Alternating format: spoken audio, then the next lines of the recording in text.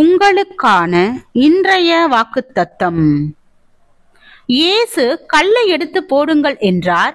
மரித்தவனுடைய சகோதரியாகிய மார்த்தாள் அவரை நோக்கி, ஆண்டவரே, இப்பொழுது நாருமே 4 நாளாயிற்றே என்றாள். இயேசு அவளை நோக்கி, நீ விசுவாசித்தால் தேவனுடைய மகிமையை காண்பாய் என்று நான் உனக்கு சொல்லவில்லையா என்றார். அப்பொழுது மரித்தவன் வைக்கப்பட்ட இடத்திலிருந்த கல்லை எடுத்து போட்டார்கள்.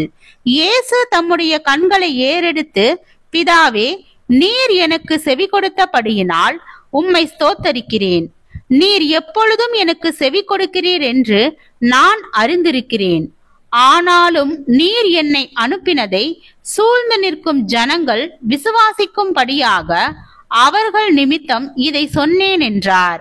இவைகளை சொன்ன பின்பு, லாசருவே, வெளியே வா என்று உரத்த சத்தமாய் கூப்பிட்டார். அப்பொழுது மரித்தவன் வெளியே வந்தான்.